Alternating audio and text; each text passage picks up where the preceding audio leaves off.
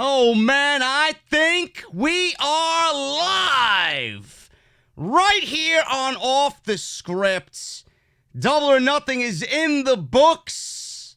Very polarizing show tonight, guys, but man, oh man, I will say this.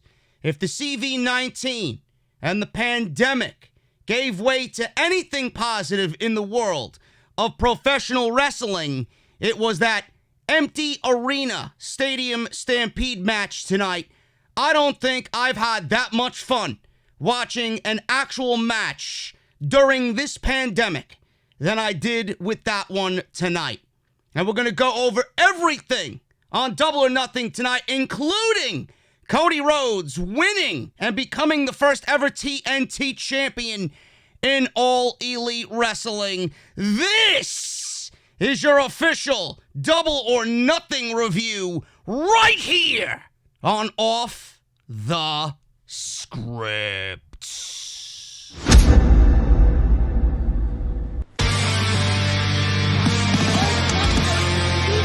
Delete this mod.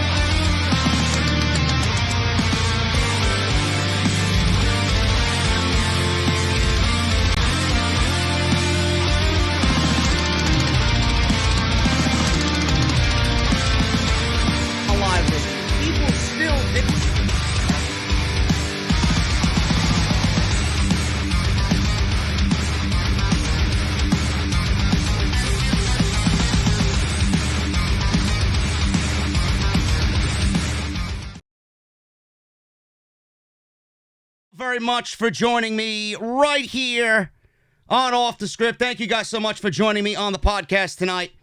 Unbelievable ending to what I thought was a pay-per-view. I was not going to come on here and really have a lot of good things to say about it, but I just had one of the best times I've ever had watching a pro wrestling match at the end of Double or Nothing 2020, man. What an unbelievable effort from Tony Khan, All Elite Wrestling, and everybody involved in that empty arena Stadium Stampede match. Everybody in that match should absolutely be thrilled with the product that they put out. Everybody should be proud of what they did. Everybody involved hit a home run.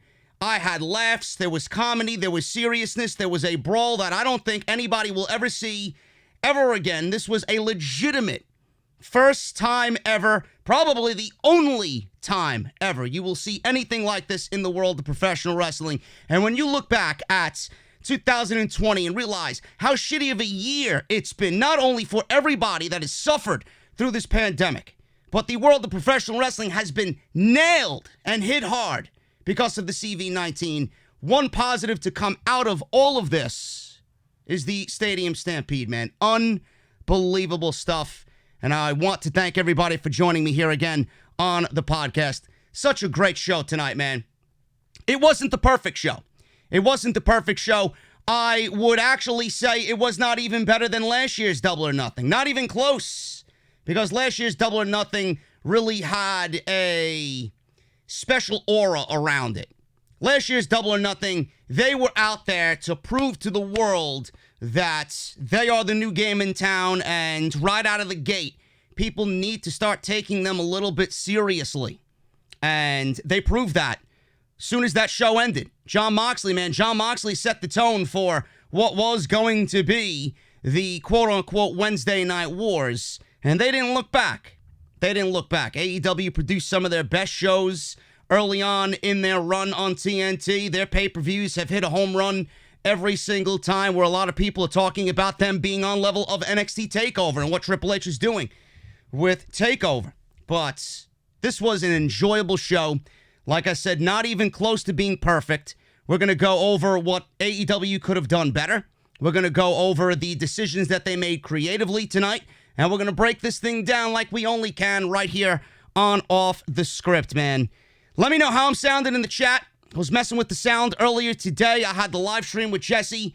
Some technical difficulties going on there, but we kind of leveled everything out. I was working on the sound all afternoon. Let me know how I'm sounding down below in the comments. Hit that thumbs up as well. And give me a thumbs up in the chat if everything is sounding A-okay to you guys right here live on YouTube, man.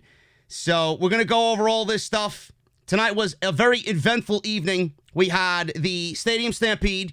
We had the AEW Championship match with Jon Moxley and Brodie Lee.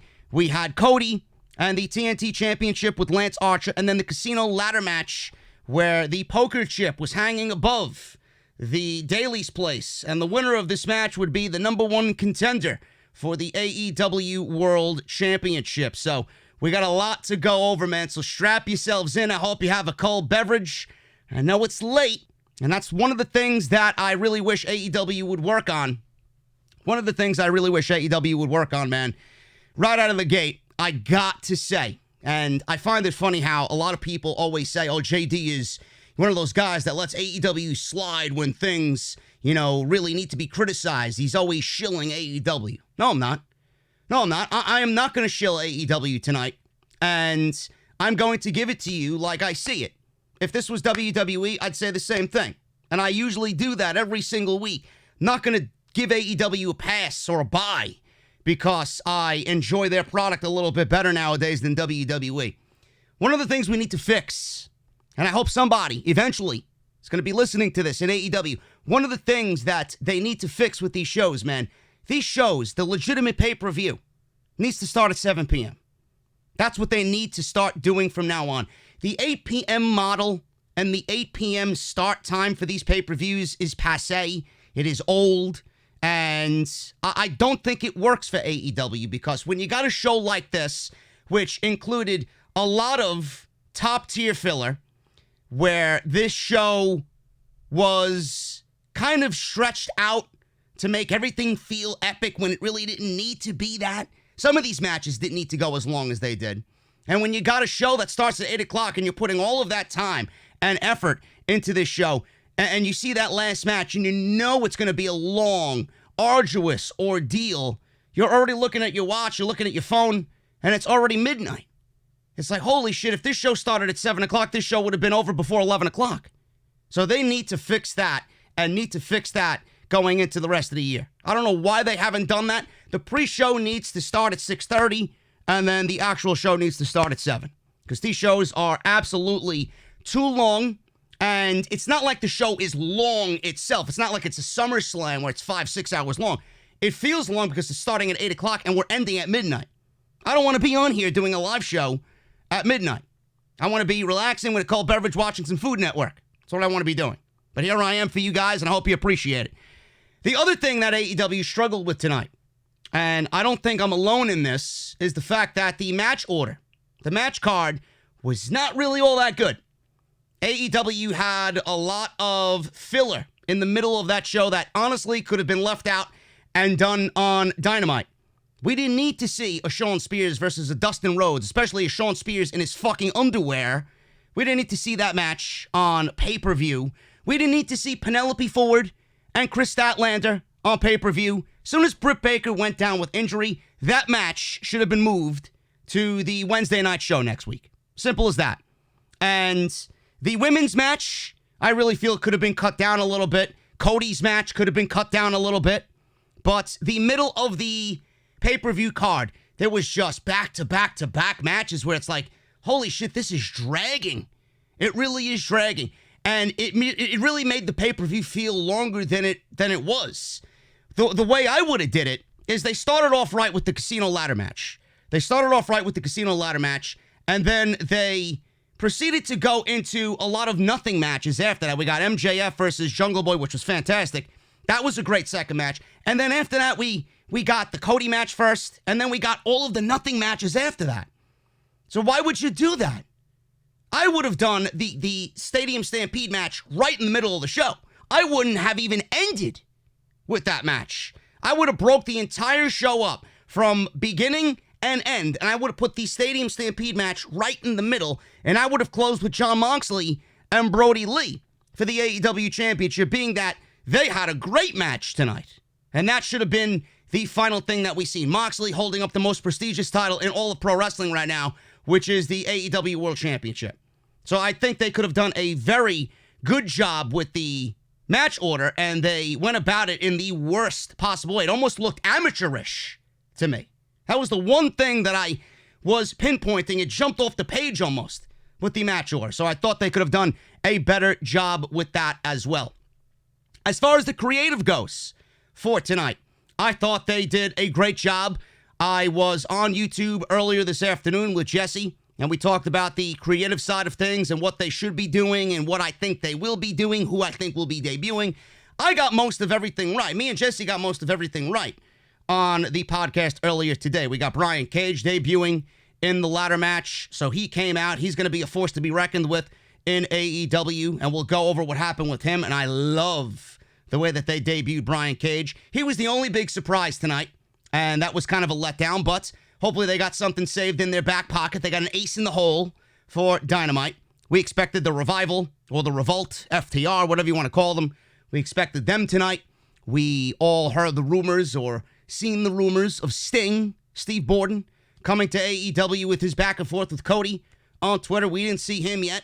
They might be saving him for something down the line, and even if he is coming, nobody's going to know. It's going to be a major, major, major get for AEW to have someone like that in their ranks. But as far as the creative side of things, I thought they did everything correct tonight. Cody winning the TNT Championship, that was the right decision. We'll go over why I thought that was the right decision. A lot of people were upset about Cody winning the TNT Championship. Oh, here's another high-level employee in AEW giving themselves the championship. What did you expect to happen? What did you really expect Cody to do going into this match? Lose? Come on, man. If you've been watching the TV show, you know that's not going to happen. And no way should that happen. I don't understand why people were upset about Cody winning the TNT Championship. So I thought that was great. MJF, we'll go over what I think is going to happen with him. He looked fantastic tonight. MJF may have been one of the MVPs of the entire night with his match against Jungle Boy. And I'm going to tell you what I think AEW is going to do and what they should do with MJF going into All Out. Brian Cage debuting. We'll go over that. The ladder match itself, I did not care for. I thought it was clumsy. I thought it was chaotic in a bad way. I thought the match layout was terrible. I thought there was too many people in the ladder match. But Brian Cage and what he did with Luchasarus, Brian Cage coming out with Taz as his new manager, per se, and Brian Cage ultimately starting a feud with Darby Allin, I think is excellent stuff.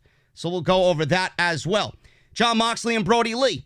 Jon Moxley retaining the championship was a foregone conclusion. There was no way he was going to lose that championship in his first major pay-per-view title defense. Brodie Lee, I just feel like the match was kind of thrown together a little bit too quickly, and the entire perception of this match was AEW might have booked themselves into a corner with Brodie Lee, who can't lose because he's the leader of the Dark Order, booking themselves into a corner because he can't lose, and then Moxley, you don't really want to take the title of Jon Moxley so early in his run. He's only had 13 weeks as the AEW champion. What do? They went about it in perfect fashion tonight, and we'll go over that. And Nia Jax, Jesus Christ, one and the same, I guess, to whoever you talk to. But Nyla Rose, she is no longer the women's champion of AEW, and Hikaru Shida is now the new AEW women's champion, which I initially said I thought was the right decision. Then I changed my mind today on the live stream with Jesse, and I said, you know what? Jesse went with Nyla Rose. I'm going to go with Nyla Rose. What he said made sense. They got to build her up as the real native beast and have someone come on in and take that beast down. But AEW decided, you know what? We're going to take the title off Nyla Rose. We're going to put it on Hikaru Shida. Not only does it make sense because of where she is in the rankings, but she is legitimately the best female that they have there in AEW, so why not use this as a reset, per se, to the entire women's division and now build that division on someone or around somebody who everybody thought should have been the champion already going into this show. So I thought they did a lot of things, mostly everything correct on this show. So as far as a creative standpoint, I thought it was great. The scenery in Daly's place with the Double or Nothing chips and the big slot machine on the big screen. They had poker tables around ringside. The roster was lively and brought some life to the show, even though it really did kind of feel like a Dynamite show in some aspect. You know, the roster was very lively. They had some usual suspects in the crowds as well that we've been seeing on Dynamite. I don't know if they're actual fans or just friends and family, but the Daly's place was alive, and it really lended to it being a little bit better than your average empty arena show. But it did feel like Dynamite in some aspects throughout most of the evening, and I think that was because the match order was really terrible tonight. But it definitely picked up for the rest of the show. After all of that junk got out of the way, we got the title match with Moxley and Brodie Lee, and then we got that Stadium Stampede match, which was phenomenal. And we're going to go over all that. But I thank you guys again for joining me. And if you missed anything that I've uploaded on the channel, please make sure you guys go and check all that stuff out. Linked down below in the description of this very video. We got the preview and predictions from earlier if you guys want to sit down and listen to that. Even though the show is over, it's a good listen. Jesse and I were really detailed and analytical about everything that was going to happen or we thought was going to happen on the show. Tonight we got the majority of it right, so go and check that out. Monday Night Raw, we got Dynamite from Wednesday, NXT Live. I did that by myself on Thursday. And then we got SmackDown and Off the Script on Friday. Tons of content this week, and then I'll be back tomorrow with part 2 of OTS for Sunday because we got a lot more WWE news that I did not cover on Friday. So look forward to that for those that have been asking about part 2 of OTS. So everything you need is linked down below in the description of this very video. Follow me on social media, man, at JD from NY206. Thank you guys for live tweeting with me all night on Twitter. Also follow me on Instagram, same at JD from NY206 on Instagram. And if you guys want to support the podcast via Patreon, you can always do that as well. Never an obligation. Always there if you want it. That is patreon.com/JD from NY206. Hit that subscribe button down below. Very important. If you guys are fans of AEW, I cover AEW weekly here on Off the Script on the YouTube channel every Wednesday. So make sure you guys do that as well. And I would appreciate if you guys hit the thumbs up down below. We got 1,500 people watching. Thank you again for watching and spending your evening with me live. We got 400 likes, so make sure you guys hit that thumbs up. Let's get it over 1,000 thumbs up on the stream. So let's try and do that. It helps out the video. It helps out the channel. And this video in particular would be recommended by the YouTube algorithm if you guys help me out there. So I really appreciate that. And the Super Chats are open. As always, we'll go over the Super Chats throughout the show. And I want to appreciate, I do appreciate, I want to thank everybody that has already Super Chatted with me here tonight. So thank you guys for all of that. Let's get into the actual show, man. Show started with the buy-in. We got Private Party and the Best Friends to start things off. We got Best Friends winning what was deemed a #1 contender for the AEW Tag Team Championships. Best Friends defeated Private Party. Private Party have... now, I don't watch Dark. So if Private Party... and my buddy Jesse always makes fun of me. I don't watch Dark, so if Private Party have been on Dark, I have not seen them wrestle in weeks since the CV hit. And I love the guys in Private Party, Isaiah Cassidy and Mark Quinn. They are House of Glory students trained by the Amazing Red. I work for House of Glory, very proud to do so. And I've called many matches by Private Party. Very proud of those guys. So to see them in AEW doing their thing, I am a very happy guy to see my guys doing their thing. But this was a fun match. It went nearly 20 minutes. This is exactly what the pre-show should be, a really competitive match between two great tag teams in AEW. So the main thing here is that the Best Friends win. They are now the #1 contenders for the Tag Team Championships. The biggest thing I took away from this match is, and I already knew this, and everybody kind of knew this already, but the Best Friends are really fucking good at what they do. And I never want to see Trent Barretta without his headband ever again. He's got a worse hairline than I do. So next time we got a match with the Best Friends, can we glue Trent Barretta's hairband on? I would greatly appreciate that because, like I said, he made me look good. And I don't mean that in any offensive way. But, I mean, the guy's got a bad hairline, but so do I. So who am I to criticize his hairline? But anyway, man, this was a really competitive match. It wasn't the smoothest match I've seen from Private Party or the Best Friends, but speeding up here, Cassidy whipped Trent into the barricade on the floor. Middle of the match, Trent came back with a spear to Cassidy. Quinn hit a top rope tope con hero to Trent. Trent and Taylor teamed up for a Doomsday Device superplex on Quinn. That got a near fall. Taylor continued working over Quinn in the Best Friends corner. Trent tried a swinging DDT, but Quinn blocked it and hit a dropkick. Cassidy got a hot tag, landed a moonsault off the post to Taylor on the floor, and then hit Trent with a flatliner for a 2 count. Quinn then used a pop-up double stomp on Trent for a 2 count. Trent used a pair of back suplexes on both members of Private Party before tagging out to Mr. Chucky T. Best Friends hit their half and half suplex soul food combo on Cassidy and did their hugging spot, of course. Quen used Trent as a launch pad for a standing shooting star press. Quen and Cassidy hit a G9 in honor of Shad Gaspard, so that was pretty cool. If you guys picked up on that, they hit a G9.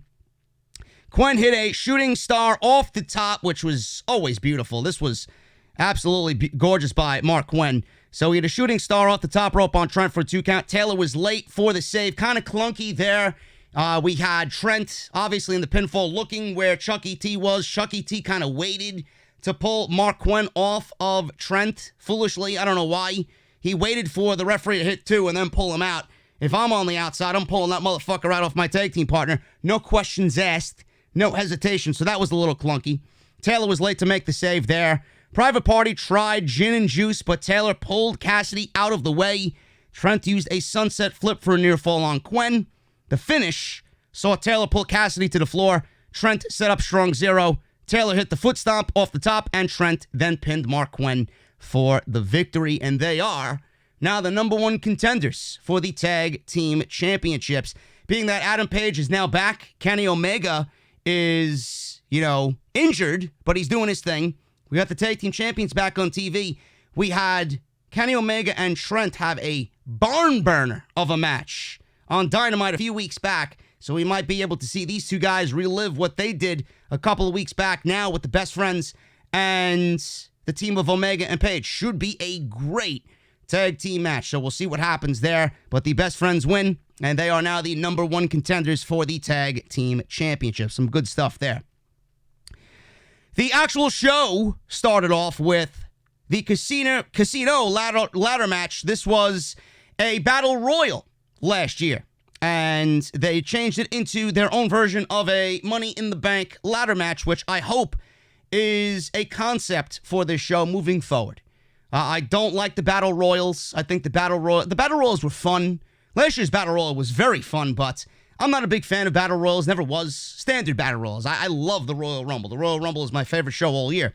But I hope that this is a mainstay for AEW on this particular show, because it could really mean something for a superstar for the entire year. Now, I don't know if the concept is the same ruling as Money in the Bank. I don't know if that casino chip that Brian Cage took down tonight is going to last 12 months, or he has a contractual title shot on Wednesday or the next week or at a specific show. I don't know what it is or what the ruling is, but I hope it's 12 months. I hope it's the entire calendar year. That could build some good stories. WWE actually went away from that.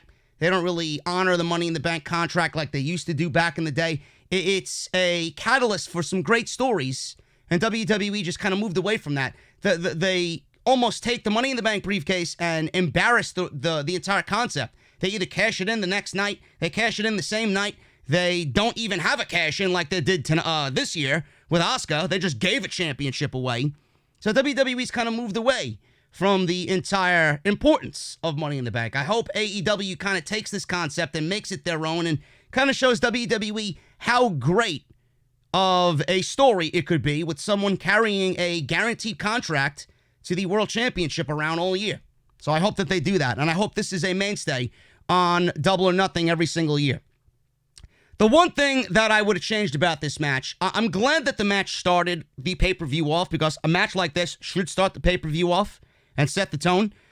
But man, oh man, if AEW is going to do this concept from now on every single year, you cannot have 9 guys in a ladder match. If it was just the 9 guys and no outside interference from like 9 other people, then it would have been okay. But the fact that they had 9 people in the match and you had every single outside source try and get into this match. You had Jimmy Havoc, you had Penelope Ford, you had Marco Stunt, you had this one, you had that one. There was just a lot of clunkiness in this match. A lot of unnecessary, just added garbage in this match. And I don't really like that, because it makes for a very clumsy, lazy produced match. And not in the good way. Not in a good way. There were high risk. There were some cool spots. But at the end of the night, I'm going to look back at this and say, you know what? This match was way over the top. It really didn't do anything for anybody but Brian Cage and Darby Allin. And that was it. Luchasarus got some nice spots in this match, but what did this match really do? Obviously, they had that Joker mystery opponent come out, which was Brian Cage. So when Brian Cage came out, it was almost like, you know, he's going to win the match. You're not going to debut somebody in this type of match on his first show and then have him lose. And they built him up nicely in this match, but as soon as he was announced, it was almost predictable. It's like, okay, you could end the match now. We know Brian Cage is going to win, but how are you going to get him to win this match? Nobody else really looked good in this match. It was a lot of high risk. It was a lot of high risk for the sake of being reckless. Darby Allin is always a standout no matter what show he's on, but he didn't really get any offense. I don't even think he got any offense in this match. He took one big skater bump off the top of the ladder, very Jeff Hardy-esque, almost broke his fucking legs in the process, and that was it. That was it. That was all for Darby Allin in this match. He didn't really do anything else for himself in this entire match. Joey Janella really didn't do anything. He had one spot there where I think he took somebody, I don't know who it is, it's in my notes, and he did a Death Valley driver off of the apron onto the casino chips on the outside. We had SCU in this match. They were there. There was Luchasaurus in this match. Orange Cassidy stood out. You got the shenanigans of Orange Cassidy that you're usually prone to seeing on Dynamite. He kind of stood out in a little way and just played up the Orange Cassidy gimmick. But at the end of the night, I'm not going to look back at this match and think anything special of it. Very clumsy, very lazy, too chaotic in a bad way. Next year, if they do it, they got to limit it to 6. Every time you add people in a ladder match to the extent of 9, 10, and then you have outside interference, it's not going to make for a good match. You guys might have enjoyed it. You might enjoy the chaotic ladder match. You might be thinking, JD, well, this is the type of nonsense and the type of chaos that a ladder match is supposed to breed. There is a chaotic ladder match that really isn't all that exciting and memorable, and then there is a chaotic ladder match that is memorable. What was it, last year where Andrade did the entire, I guess it was a Code Red on Finn Balor on the ladder, and then Brock Lesnar ended up winning the championship? That was last year, correct? I might be off on that. Might have been the year before that. I don't know. But that ladder match, it was about 15 minutes, and it was memorable. And you still see clips from that match even now when they have ladder match highlights. In fact, some of those highlights made the top 10 for greatest moments in Money in the Bank history on WWE television. You don't need to go all out and have chaos like you did tonight to make a good ladder match. If it's confined and it's short and it's impactful, that makes a good ladder match. This did not make a good ladder match. So we had SCU start off. We had Scorpio Sky and Frankie Kazarian start off, which I did not understand because right after that, we had Sabian out, and then Jimmy Havoc climbed out of the crowd to interject himself into this thing anyway. So it's like you could have started, and what I would have done, and what would have made a little bit more sense instead of doing it backwards, you could have had Scorpio Sky start off, and then Kip Sabian start off as number 1 and 2, and then Jimmy Havoc come in and build the heels with a 2-on-1 advantage, and then Frankie Kazarian come out and make things a little even. AEW did a WWE thing. They just booked this illogically in my eyes. So Scorpio Sky, Frankie Kazarian came out first. They had a hot opening. Sabian was out next. Jimmy Havoc climbed out of the crowd and introduced ladders into the match immediately. Havoc and Sabian hit a tandem Michinoku driver dropkick. Kazarian suplexed Havoc into a ladder. Sabian teased a dive off of a bigger ladder on the floor, but didn't deliver. Darby Allin was out next. He immediately hit a tope to Scorpio Sky, Sabian, and Havoc. Allin then set up a ladder bridge from the apron to the barricade. Allin then threw a skateboard at Kazarian. First, he tried to Irish whip Kazarian into the ladder, and he slid underneath it. And then Darby Allin took his skateboard and threw it at Frankie Kazarian. Allin went for the skateboard jump off the ladder, climbed the ladder with his skateboard. He wanted to do some skateboarding trick. He jumped off the ladder in one of the most reckless fucking things I've seen him do in his entire AEW run. He missed, obviously, came crashing through the ladder, could have broken both of his legs in the process for absolutely nothing. And when we look back at it, and look back in this match, what did Darby Allin really do? That was it. So he realistically could have broken both of his legs for absolutely Nothing.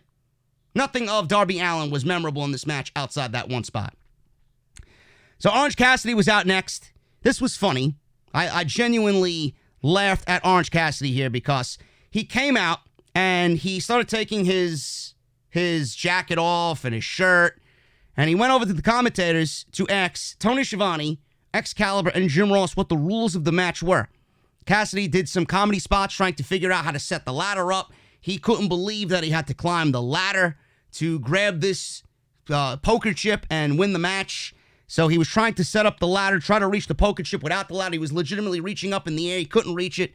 He was just so upset that he legitimately had to put work into climbing the ladder. So I found that to be funny. So Colt Cabana came out next. Boom, boom. Colt Cabana. He was out next. Cabana climbed a ladder and touched the chip. Took a nasty flat back bump while holding onto the ladder. But his hands got caught in between the ropes and the ladder on the way down. So that looked like it was a bitch for Mr. Colt Cabana. Cassidy hit his trademark kicks and a tope to Sky and Kazarian on the outside. Joey Janella was out next. He had a dive off the stage and literally dove onto everybody that he could possibly see. And he had a step-up leg lariat off a chair over the barricade. Kazarian climbed the ladder. Sky nailed him with a chair. Sabian hit Kazarian with a DDT off the ladder. Luchasarus was the next guy out. He powerbombed Sabian over the top rope onto everybody that was already on the outside. They looked at him like a bunch of dummies, waiting for him to fall. Luchasaurus slammed Kazarian onto a ladder. Allin then hit a code red off the second rope to Luchasaurus, which was pretty impressive. Brian Cage was the mystery participant, and out with Brian Cage came the human suplex machine, Taz. That is awesome. I love it. This is going to be one of my favorite pairings. This may be my favorite pairing in AEW. I didn't think I was going to like anybody with Brian Cage, or I didn't think I was going to like Taz being on TV outside of being a commentator. But man, this is going to work. The essence of fucking Brooklyn with Brian Cage. You got Taz, who's a human suplex machine, and you got the fucking War Machine and the Terminator in Brian Cage, man. This is a pairing that is going to dominate AEW. We'll talk about that in a little bit. He came out with Taz. Brian Cage is now official with AEW. Cage hit a series of trademark spots that he's usually known for, laying out everybody. The guy can do some fantastic stuff for a man his size, man. I can't wait to see what he does and the damage he causes in AEW. Cage started to climb one of the ladders. Cassidy jumped on Cage's back because he wanted to take the cheap way out. He figured if he can climb on Cage's back, maybe he could reach the poker chip, but that did not work. Everyone teamed up to pull Cage off the ladder and threw him to the outside. Then they took care of him on the outside, beat him up. After he was laid out on his back, they piled ladders, a piece of the barricade, chairs, and a huge poker chip that took 4 guys to carry over to Brian Cage, and they buried this guy under a heap of rubble. So he wasn't going anywhere. And a lot of people were like, well, they're going to bury Brian Cage on his way in. And I said to myself, give it time. This guy's going to fucking plow through the rubble. He's going to burst out and wake up like Phoenix Rising, and he's going to win this match. So give it some time. Sabian hit it coast to coast on Cabana. He pulled a Shane McMahon, but honestly, Shane McMahon did it better than Kip Sabian, to be honest with you. Sabian climbed, but Kazarian dropped him with a ladder shot. Sabian and Cassidy climbed the ladder. Sabian took a bump off the ladder into another on the turnbuckle. Penelope Ford came out to help super lame Kip Sabian. She climbed the ladder, but Cassidy sent her off the ladder onto Sabian, so they were taken out of the match. Jimmy Havoc interfered. He started choking Orange Cassidy with his tie. Best friends ran out. Just so much chaos. Unnecessary chaos here. You already had 9 men in this match, and you added like 9 more to make it like 18 different fucking acts in this match. Best friends ran out to help Orange Cassidy because Havoc was choking him with his tie. Marco Stunt ran in and set up a tiny ladder. This was ridiculous. This was really ridiculous. He hit an assisted chokeslam to Cassidy with the help of Luchasaurus off this tiny ladder, which, by the way, shout out to Brian Burgundy in House of Glory because they took this gimmick right from him. They took this gimmick right from Brian Burgundy in House of Glory. Brian Burgundy was known for pulling out the small ladder and doing his shtick in House of Glory. Give me a break. So we had Mr. Marco Stunt do that with the tiny ladder, assisted chokeslam. Luchasarus and Kazarian try to spot that. Really did not go anywhere. It looked like Luchasaurus botched it, I think. I don't even know what the fuck they were going for, but it was a botch. Super lame. Mr. Kip Sabian. Janella hit a running Death Valley driver off the apron on Orange Cassidy, landing on the pile that Mr. Brian Cage was buried under. Sky and Kazarian climbed the ladder, but Luchasaurus and Cage took them out. Luchasaurus and then Brian Cage had one of the best showdowns of the entire night, man. I can't wait to see these two beasts go at it, man. Kicks and strikes and fucking spinning back kicks and just two guys that are large and athletic doing shit that guys their size should not be doing. Guys like that should not be moving. This was awesome. I love this. So we had Cage and Luchasaurus going at it. Luchasaurus and Cage traded strikes. Cage powerbombed Luchasaurus on a ladder, made it look like child's play. Cage began to climb. Allin jumped in and Cage stopped climbing. Cage hit his finisher on Allin. Cage then set up a ladder across the top rope, botched the first attempt. Allin was laid across the ladder. He fell off. And then the camera then cut away. They tried it again. Cage then put Darby Allin on top of the ladder, which was on top of the top turnbuckle, and he bench pressed the ladder with Darby Allin on it, threw Allin and the ladder over the top rope into another ladder, almost killing Darby Allin in the process. And that was pretty much it. Cage climbed the ladder that was in the ring, and he retrieved the chip, and he's now the number one contender for the AEW World Championship. So Brian Cage, his first night in AEW, hasn't wrestled one match, is already the number one contender for the AEW title. You're probably asking yourself, I don't like that, man. I don't like that, JD. Why did they do that? Why did they make it so predictable? Well, there's a few positives to come out of this. Number one, Taz and Brian Cage is going to be a fantastic duo on AEW Dynamite. I can't wait to see Taz with a live microphone hyping up Brian Cage and doing what he's got to do, building this guy up as a legit monster. This is going to be awesome. This is going to be awesome. And Taz has always been a natural on the microphone. And he is going to be one of those guys that fits just perfectly with Brian Cage because they're both cut from the same cloth. They both got that similar mentality, man. Human suplex machine, and then you got the war machine. Brian Cage. It's going to be great. It's going to be great.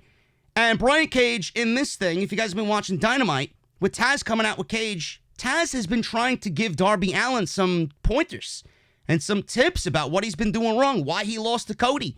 You know, trying to be analytical in his approach, trying to help him maybe get better in the ring. Darby Allin took offense to it. So what does Taz do? He brings in Brian Cage, and boom. Darby Allin now has another opponent lined up and another feud lined up for him. And I think that's going to be really, really fun to watch. Brian Cage and Darby Allin. I usually say take my money when I enjoy something, when I think something's going to be good. Take my money. It's going to be awesome. And the fact that Brian Cage didn't wrestle a match, I would not be worried about him cashing in. If AEW has this chip and they gave it to Brian Cage, and it's one of those things where it's going to be like the Money in the Bank and it's going to span over 12 months, I don't think he's going to cash in immediately. You know, AEW is not going to do something in this timeline where, you know, you kind of see where they're going. Cage really doesn't fit into what's going on right now with the World Championship. And the fact that they control the power, it's a scripted program, they could really ride this thing out for 12 months, you know, play out whatever they got planned, and then introduce Brian Cage as that guy. And I don't think AEW would immediately throw him into a title match without wrestling a single match on their television show anyway. That's why they set him up with Darby Allin. I do think he runs through a couple of guys, and then when his time is here, he will be challenging for that World Championship. Who it's going to be against, I don't know. So we'll see what happens there, but I think this is going to be awesome. Brian Cage is now officially with AEW. I think this is an excellent signing. They need guys like this, and this guy is unlike anybody that they've signed. You know, Brodie Lee is a big bruiser-like guy. You know, they got Wardlow. They got Lance Archer. Lance Archer is athletic in his own right, but Brian Cage, man, he is a super athlete. This guy does things that you really don't expect him to do for a guy that looks like that. And I can't wait to see what he does in AEW. That's an excellent pickup for All Elite Wrestling. MJF and Jungle Boy. Man, oh man. I did not expect this match to be as good as it was, but they surprised the living shit out of me tonight. This was awesome. MJF and Jungle Boy delivered a wrestling clinic tonight. 17 minutes with MJF defeating Jungle Boy.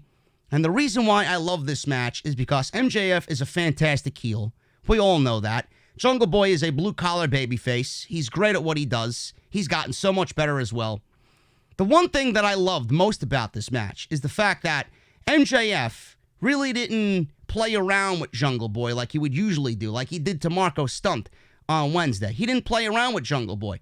He took Jungle Boy to be a little bit serious. He didn't fuck around with him. He didn't really mock him in any way. He didn't belittle him. MJF was a serious MJF. He was still a dick, but he was more of a serious MJF. And by that account, with that aspect of MJF being portrayed on TV tonight, it was a situation that kind of made Jungle Boy look a little bit more credible because you didn't have MJF belittling him and fucking tearing him down left and right with his words verbally. It was almost like Jungle Boy was MJF's equal tonight, but MJF overcame it and showed why he is better than everybody, and they should know it. The other thing I loved about this is the fact that MJF not only is the best heel in all pro wrestling right now, but a lot of people are wondering, at his age, when is he going to be ready for a world championship title reign? I think after tonight, with the level of match that we had with these two guys tonight, I honestly think MJF shut up a lot of people with the way he wrestled Jungle Boy tonight, and I don't think it should be a worry on anybody. I think MJF is, with this match, he proved to everybody that he is a main event level caliber wrestler in AEW. Imagine what he could do with somebody that is of a greater level than Jungle Boy. I honestly think MJF is going to surprise a lot of people. And this is the start of MJF becoming the AEW World Champion. He proved tonight with this match that not only can he be a main event level wrestler, but sooner rather than later, this guy's going to be your AEW World Champion. There's a reason why he's undefeated. There's a reason why Jon Moxley still is undefeated. There's a reason why Jon Moxley is one of the most over baby faces in the company. There's a reason why MJF is the biggest heel in all of pro wrestling. When you put those two aspects together with these two guys in a main event, that makes for a very volatile situation. It makes for an epic clash that I honestly think we are going to get in September at All Out. And we'll talk about that in a little bit. But MJF defeated Jungle Boy tonight at Double or Nothing. This was a very good match between both men. Jungle Boy looked great. His stock rose even in defeat. MJF proved that he's a main event caliber athlete in AEW. MJF faked a knee injury in this match, so the ringside doctor jumped in to check on him. MJF obviously played possum here, went after Jungle Boy with some hard strikes and kind of took advantage of being a dick tonight. So MJF then hit a backbreaker. Jungle Boy came back with some hard chops. Lots of hard chops in this match. So much that Jungle Boy's chest was all red. MJF's chest was blue from all the chops that they were trading back and forth. MJF cut him off with a springboard double stomp to the left arm. So that was one of the stories in this match. Jungle Boy had the injured left arm. They traded chops and palm strikes. Jungle Boy hit a destroyer on MJF. MJF's no-sold it, popped back up into a thrust kick, and then kind of fell into a pinfall. Jungle Boy grabbed a crossface, but gave up the hold when his left arm gave out, because that was the story here. MJF hit a package driver for a near fall. Jungle Boy hit a poison rana on MJF on the apron, which looked nasty. My goodness, man, I was worried about fucking MJF after that. He was motionless, staring up into the lights. He didn't know where he was. Aubrey Edwards, who was refereeing this match, went over to him. Everything was good to go, but damn, that was scary, man. Can't be risking moves like that with MJF. Don't really want to see him out for 12 months because of a neck injury, but thank God he was all right. So the poison rana on the apron, they executed it, but man, Jesus, there was absolutely no error for mistake there. One slight tear off, and MJF had a broken neck.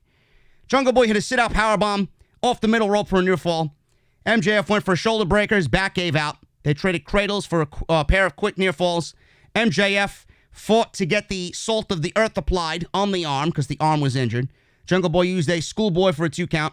The finish saw another exchange of quick cradles back and forth. MJF used a clutch and got the pin, meaning it was more of a roll-up, and he hooked the arm so Jungle Boy could not kick out at 3. And MJF wins clean, legit, over Jungle Boy, and I loved it. This was awesome. MJF, like I said, proved that he is a main event level wrestler tonight, which we kind of already knew. We seen him trending in that direction. He's just great at what he does. He's the total package. And I can't wait to see what AEW does with him being undefeated going on into the summer, man. It's coming. You're going to get MJF versus Jon Moxley for the AEW Championship at All Out. And I think we're looking at our new AEW World Champion, man. And that catchphrase, I'm better than you and you know it, it's going to be a legit thing, really, come September. I can't wait to see what MJF does as World Champion. We had the TNT Championship match. Cody with Arn Anderson against Lance Archer with Jake the Snake Roberts. We got Mike Tyson coming out with the new TNT Championship title. It is red. It's got a red strap. It's silver-plated. And it's got the TNT branded logo in the center plate with the AEW logo in very small lettering up top above the TNT logo. The TNT logo looked to be in almost black granite. That I liked. But Tony Schiavone actually said tonight that the belt is unfinished and that they could not finish the title completely because of the pandemic. And I think that was music to everybody's ears because I think everybody's initial reaction to the title was, man, this shit is ugly. Now, I didn't really mind it. I was one of the few people on social media that actually enjoyed the TNT Championship. I thought this was a very nice-looking design. I didn't really think it was the greatest design that I've ever seen. But when I heard it was unfinished and that Cody said there will be gold plating on this thing, everybody should reserve judgment for the TNT Championship until it's completed. They needed it for tonight. They couldn't get it done the way that they wanted it, but they needed it for tonight to crown a new champion, and we'll have the title as soon as whoever's making the title gets back to working on it. But I thought it was a very nice-looking title for what it was right now. I can imagine what it's going to look like when it's done. Now, the reason why I liked it is because it's very old school. It's got an old school look, an old school feel to it. But the main thing I like about AEW championships is that every single title looks different. The tag team titles look different, right? They don't look like anything that we've seen before in the WWE as of late, right? They look like legit championships. They might be a bit gaudy to some people, but I think that they look better than the fucking silver nickels that they got over in WWE that are completely worthless, by the way. We got the AEW World Championship, which may be the nicest World Championship next to the IWGP Heavyweight Championship, right? I think it looks phenomenal, their World Championship. You got the Women's Championship, which the only criticism I have of the Women's World Championship is that it's too small, but I think it fits nicely around Hikaru Shida's waist. And then you got the TNT Championship. Every single title in AEW has a different look and a different feel. There's not one title that looks the same in the entire company. And I appreciate that. I appreciate the fact that they went out and made all of their titles look a little bit different. So that is one aspect about AEW I really do give 2 thumbs up to. This TNT Championship match, I do not give 2 thumbs up to. Now, some of you might have liked it. I know some of you did not like the ending of the match or the outcome of the match. I did not fully enjoy this match for what these guys did tonight. I actually enjoyed the story more than I did the actual match. I thought the actual match went a little bit too long. They could have shaved about 7 or 8 minutes off this thing and really make it impactful. But they went to the 22 to 25 minute mark, and it was just very dragged out when it really didn't need to be. You don't need to be epic for the sake of being epic if it's going to take away from the overall feel of the match. If you go a little bit shorter, it might end up being a little bit more impactful. Now, as far as what these guys did here, I will say this, and some of you might not agree with me, but who knows, some of you might actually agree with me. Cody and what he's done on pay-per-view for All Elite Wrestling since their birth has been an absolutely phenomenal storyteller. I think everything that Cody Rhodes has been involved in match-wise has had top-tier, old-school storytelling that we genuinely are invested in. I did not get that feeling with this tonight. I don't know what it was. I don't know if it was dragged out. I don't know if it was dragged out with a mixture of it being in this scenario in the empty arena. I might have a different feel if we were in a live audience. I don't really know what it was, but at the end of the night, I'm looking back at this match, and I can honestly say without any hesitation that out of all of Cody Rhodes' pay-per-view matches in AEW, this might have been my least favorite pay-per-view match. Dustin Rhodes, Shawn Spears, MJF. I thought all those matches were better than what he did with Lance Archer here. And this was supposed to be the culmination of Cody Rhodes ascending to the top of AEW. And this was my least favorite match that he's had on pay-per-view with AEW. I don't know if you guys feel that same way, but that's how I feel. Not saying it was a bad match.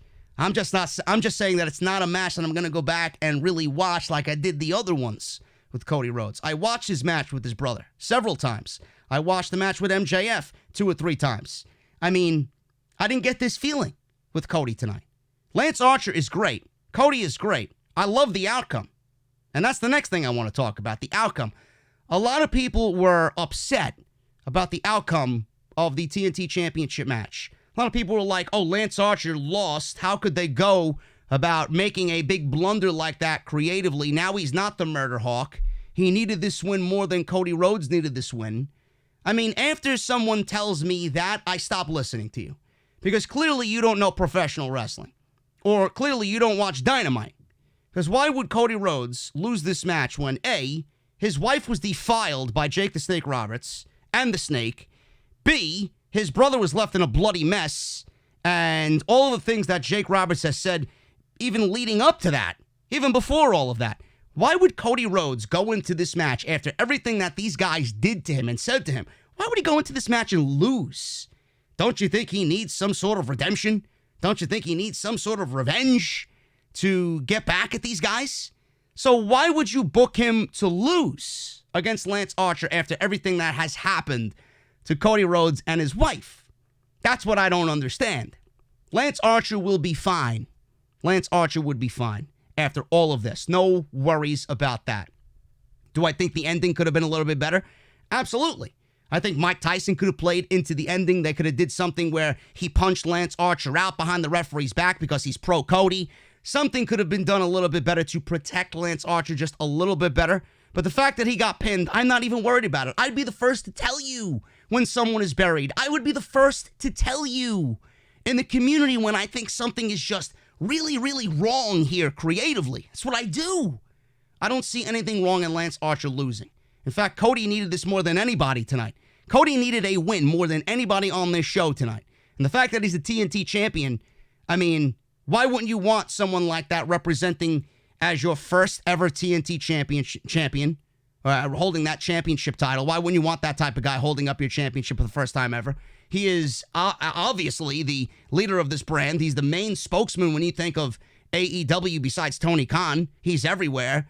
Why wouldn't TNT want that type of guy, out there representing the brand? He's like blue collar AEW. This is TNT. Cody Rhodes is TNT. Without Tony Khan and Cody being up front and center here, this doesn't happen. So why would you want that? On top of that, Mike Tyson is there. You want Mike Tyson giving the TNT championship to Lance Archer? Not really a make-good moment or feel-good moment there. Mike Tyson is going to give it to a babyface. He's going to give it to Cody Rhodes. And the kicker here is, I think Cody Rhodes and everything that he's done on pay-per-view, some of you guys might not be paying attention to what happened in the past with Cody Rhodes, but he's given a lot of himself to put others over. He's put everybody else first before he's put himself in a position to win. He put himself dead last so that everybody else could eat. When do you guys expect Cody Rhodes to eat? When do you expect Cody Rhodes to be rewarded for all the efforts that he's done to show everybody how selfless he is? Why wouldn't you want a man like that to be represented as your first ever TNT champion? And I honestly think we're becoming, we're getting to an age or a time in AEW where you got Moxley as the AEW champion. You got the team of Omega and Page as the tag team champions. You got Cody Rhodes as the TNT champion. I mean, those are pretty big fucking names. Now, we all thought that it was the opposite, that AEW should have did things the opposite way. It should have been the new up-and-comers winning the championships, and they are the ones in the spotlight, and they're the ones that are going to be talked about, and they're the ones that are going to be getting over. Doesn't work that way. Doesn't work that way. We were all wrong. We were all wrong when it came to how AEW should be producing television and who should be their champions first. They got it right now. Because if Moxley has a long-winded, very successful title reign, what do you think is going to happen when he's undefeated and MJF beats him and gives Moxley his first loss? MJF is going to be a bigger star than he is now already. What happens when FTR come in and take those tag team championships off the Elite? It's going to be great. Look at how great of a run Omega and Page have had, even amidst the pandemic. They're a great fucking tag team. Those are two solid fucking elite athletes there as your tag team champions. What happens when someone beats them? They're going to be instantly made. Same thing with Cody. Cody's going to have a great run with the TNT Championship. Don't you think him being the champion and him making that championship is the better option so that when he loses to another upcoming heel, that it's going to be even better for that heel defeating Cody? What would you get out of Lance Archer as the TNT champion? There's not even that many options for Lance Archer to have legitimate matches with on AEW. Cody has a plethora of heels to work with in AEW. It's just the better decision. And like I said, going back to my original point, what did you want him to lose after everything that has happened to him, to his brother, to his wife being defiled, and all the bad shit that Jake said to him? You don't want him to get the revenge and win the championship, even though it was kind of predictable that these two would be in this position anyway? You guys got to think a little bit, man. You guys got to think about it. Seriously. It's not the end of the world. It's not all doom and gloom when it comes to creative. There's one company that you guys could put your faith in creatively to do the right thing. I'm not saying that they're fucking perfect, but it's AEW. More times than not, they're going to do the right thing. And they did the right thing tonight up and down this card, and this was one of them. Cody won the TNT Championship. Very, very slow and arduous match. Cody hit a stinger splash in the notes. Stinger splash. First of all, he did the Undertaker throat slash, and then he did the stinger splash. So there's your Sting reference in this match by the man himself, Cody Rhodes. So if you don't think Sting is coming, when has Cody Rhodes ever did Sting's yell out? He screamed just like Sting would before the stinger splash, and then did the stinger splash. When has Cody ever done that on pay-per-view in the last 3 or 4 pay-per-views? I haven't seen him do that. There's a reason for everything that was done. There's a method to that man's madness. And that is a direct reference to something that we should be expecting sooner rather than later. So he hit the stinger splash. Archer no-sold it.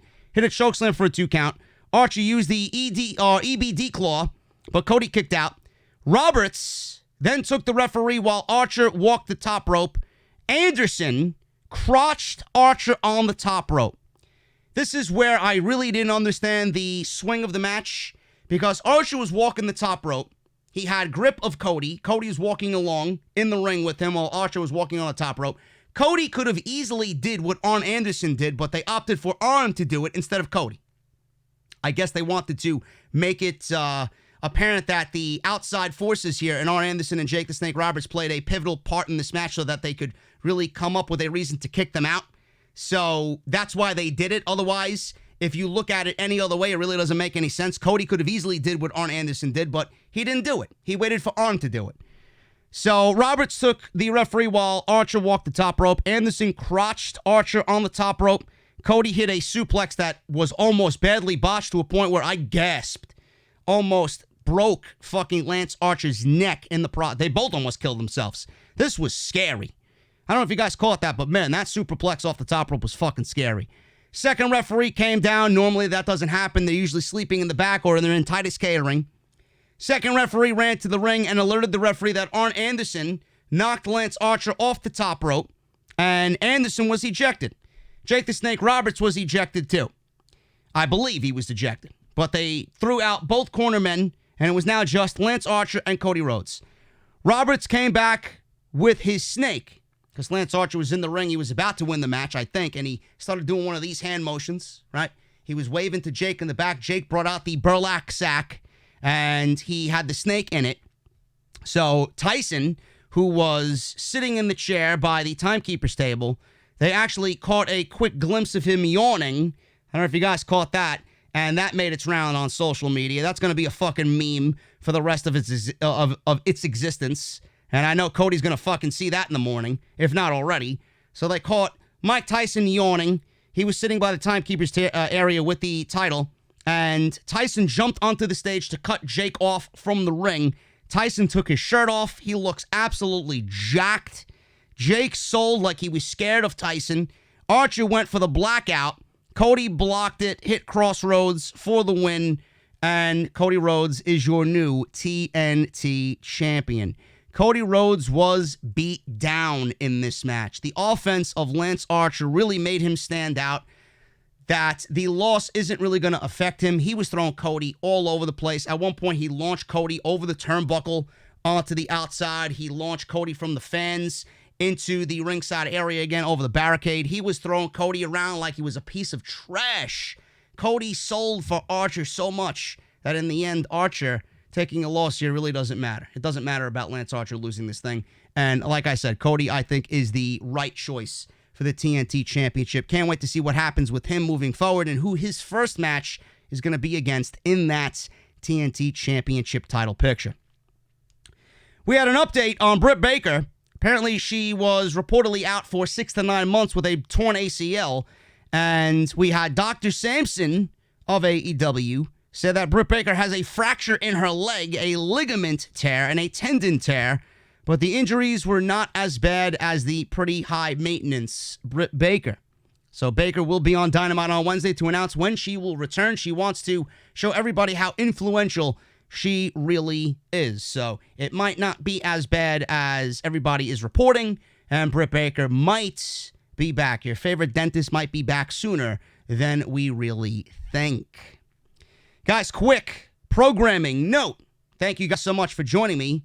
Just want to make sure you guys are in the chat enjoying yourself. Let's see how many people are here live with me right now for Double or Nothing. We got 1,700 people out of everybody that is live right now for the Double or Nothing review at this early hour. I really appreciate you guys sticking with me and choosing off the script for your Double or Nothing post-match coverage or post-show coverage.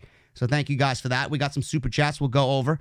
And I want to make sure you guys are aware that today's podcast, the Double or Nothing podcast, is brought to you by my good friends over at Audible, audibletrial.com/offthescript. Make sure you guys go and get your free audiobook. Jim Ross has a new audiobook.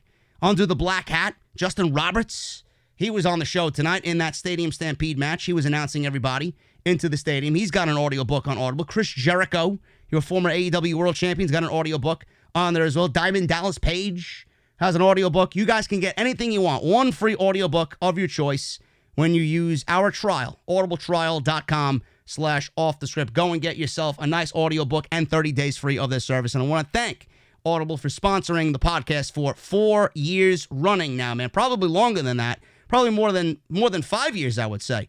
But I want to thank them for sponsoring the show, as always, right here on OTS.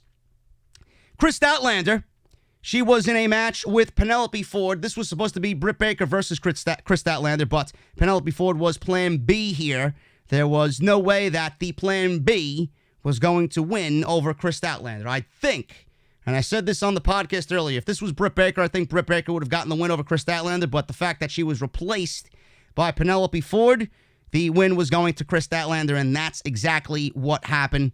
Sabian led Penelope Ford to the ring on crutches and bandages because of what happened in the ladder match with him earlier. Statlander used a side headlock takeover. Ford grabbed Statlander's hair. Sabian distracted Statlander.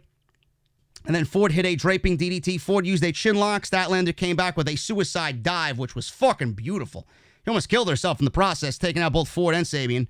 Statlander hit a high kick and a running knee. Statlander hit a Falcon Arrow for a near fall. Ford blocked a Big Bang Theory and answered with an inverted DDT. Ford then did her Matrix bend, and she tried a stunner. Statlander blocked. Ford hit a top rope Rana, which looked very sloppy. And then he finished off Statlander block a back handspring, hit a Blue Thunder Bomb, and then a Big Bang Theory for the win. Man, that Blue Thunder Bomb, man, one of my favorite moves in all of pro wrestling. Remember when Sami Zayn used to do the Blue Thunder Bomb and always get those close near falls, man? Remember when that one time he used the Blue Thunder Bomb and actually got a win on SmackDown? I don't remember what year it was, but holy shit, that shocked the shit out of me. Because Sami Zayn, man, especially when he was a babyface, when he hit that Blue Thunder Bomb, that was an excellent near fall sequence. I love that. I love the Blue Thunder Bomb. So happy to see Kris Statlander use that here. And then she hit the Big Bang Theory for the win, and that was it. No more, no less. Nothing really special, but Statlander got another W, and she's going to be a force in the women's division. Nice top two combination there, man. In AEW, you got Hikaru Shida, and you got Kris Statlander. So if they can build around those women and really get some solid acts in there, they might stand the chance in revitalizing this women's division. So hopefully they can do that. Shawn Spears and Dustin Rhodes. Shawn Spears entered in a suit. He wasn't even in wrestling gear. He said Dustin Rhodes isn't there. He saw him washing his tights. So Spears played Dustin's music, and nobody came out. He then looked into the camera and said that we were all stupid for falling for that. It really does work. So he's playing up the fact that when a heel hears someone's music and nobody comes out, that it's done on purpose and we all fall for it every single time. And clearly, the babyface was there, and Shawn Spears was surprised. Spears demanded that Aubrey Edwards ring the bell and count out Cody Rhodes because he's not showing up. So we had Brandi Rhodes come out onto the stage. The bell rang. She started counting. Brandi Rhodes came out onto the stage. Dustin appeared in the ring behind Spears, ran wild on him with strikes. Dustin tore Spears' clothes off, probably making Peyton Royce very jealous. Beat him around ringside, and there was a spot where he did the Shawn Michaels, where Dustin Rhodes pulled his underwear down. He had half of his ass exposed, and then Spears pulled his underwear down some more. Tully Blanchard's face was on the crotch of his underpants, and Dustin hit the final reckoning on Spears for the win. And that was it. Total comedy match, total garbage. This was like a Monday Night Raw fucking nightmare on AEW Dynamite. This did not belong on the show. It kind of backtracked in a way on how they built Shawn Spears up over the last couple weeks. I honestly think Spears could be a top contender for the TNT Championship, and they made him a total mockery in this match. He got some wins on Dynamite. He was looking pretty good. He was one of those guys that they called upon to just be at those empty arena shows at the power plant, right, in Georgia, and the Nightmare Factory it was, and they completely just wasted that all here with this comedy match. Meanwhile, this guy could be a really good hand in the TNT title picture and kind of relive his feud with Cody, which it looked like they were building towards, because Shawn Spears was talking up Cody and saying Cody is a disgrace. He left his brother in a bloody mess. He didn't really give a shit about his brother. So it's like they wasted everything with Shawn Spears, and they kind of buried him tonight. I didn't really appreciate that. I was thinking, man, oh man, it's like he's back in WWE all over again. They're treating him like shit. Total comedy. Dustin Rhodes gets the win, and this was better off on Monday Night Raw, not on AEW. AEW announced All Out. That was announced for September 5th. No venue was announced. Hopefully things are much better by then, and we actually got fans in attendance. I'm not holding my breath on that one. Hana Kimura was memorialized tonight on AEW. If you guys heard that story, I don't really want to go over it, but it was a terrible story. 22 years old. She took her own life. Don't know if it was in the States or in Japan, but everybody in the wrestling world was mourning her death this morning. Really sad, very just terrible story, man. Excalibur gave a sincere speech about the tragedy of her death at 22 years old, asked everyone to be nicer to each other on social media. So that was that, and if you guys are unaware, all you got to do is look it up, man. Go look up what happened and just see all the tweets, all the heartfelt and emotional tweets coming out from literally everybody in the wrestling world. Really sad story. So my thoughts and prayers go out to the family and friends of Hana Kimura. Hikaru Shida and Nyla Rose in an AEW Women's Championship match. This one was a no count out, no DQ match. Hikaru Shida won the AEW Women's Championship. She is now the queen of AEW. This was fun.